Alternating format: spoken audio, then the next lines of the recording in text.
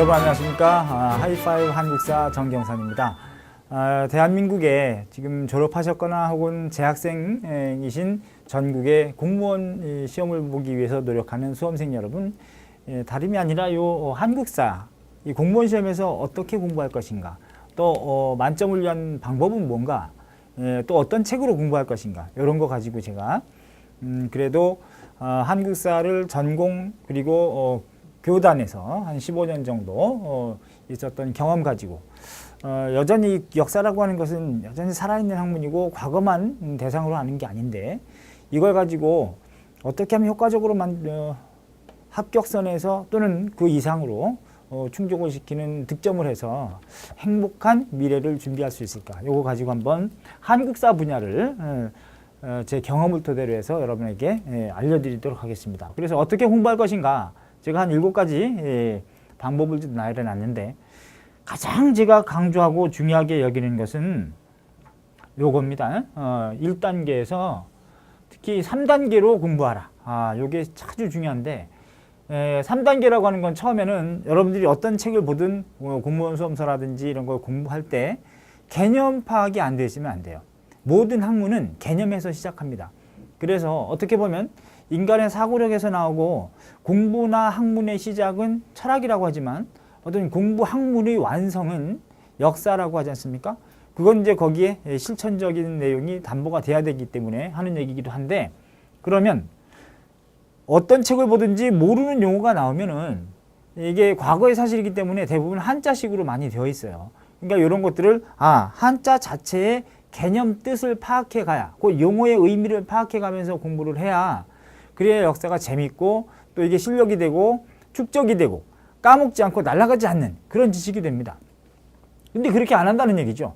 그러니까 맨날 외워야 된다는 생각만 하고 그런 경향이 많습니다. 그런 다음에는 두 번째는 뭐냐? 시기 파악하라. 야, 이건 정말 중요하다. 시기 파악하라는 거. 어떤 선생님들은 그렇게 얘기해요. 공부할 때 역사는 암기가 아니고 연도를 배워서 뭐 할 거냐? 물론 그렇습니다. 그런데 그거는 공무원 합격하고 또는 공무원 시험을 준비하지 않고 그냥 교양서로 읽을 때는 굳이 그런 게 필요 없죠. 그냥 느끼면 되는 거니까. 그런데 시험을 보기 위해서는 우린 수험생이란 말이죠. 그럴 때는 반드시 시기를 파악해야 답이 나온다. 이 시기를 파악하면 90%는 정답이 나오거든요. 근데 그걸 안 하고 있어요. 그래서 하지 말라고 하는 얘기는 직무유기다. 선생으로서는 아니다. 수험생 입장에서는 반드시 시기를 파악해라. 저는 그렇게 얘기합니다. 좀 이따가 예제를 들어드릴게요. 그 다음에 세 번째 단계는 이제 의의를 파악하는 건데, 어떤 역사적 사실은 그냥 나온 게 아니거든요. 그래서 이것은 배경은 뭔지, 그 사실을 공부할 때 또 전개 과정은 뭔지, 전개 과정. 그 다음에 어떤 지향을 추구하고 있는지.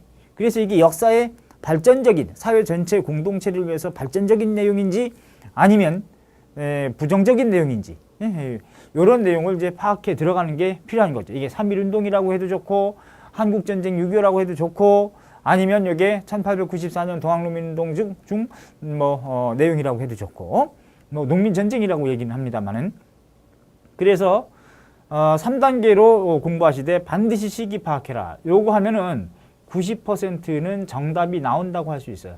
그럼 시대를 외우라는 거냐? 그거보다는 그 시기에 왜 그런 일이 벌어졌을까? 그리고 이게 몇 세기 사실인가? 이런 것들을 떠올려야 돼요. 그것은 오늘 우리를 살아가는 것과 동일합니다. 우리 몇 세기에 살아요? 21세기에 삽니다.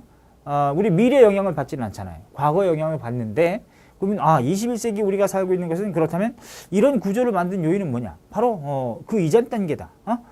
크게 보면 이제 전근대사고, 좁게 보면 또 근대사고, 근대가 바로 현대 이전 단계에서 오늘날 우리의 삶의 질이라든가 특징을 규정하기 때문에, 그래서 시기를 파악하는 게 굉장히 중요한데, 이걸 위해서 제가 한번 이런 얘기를 해볼게요.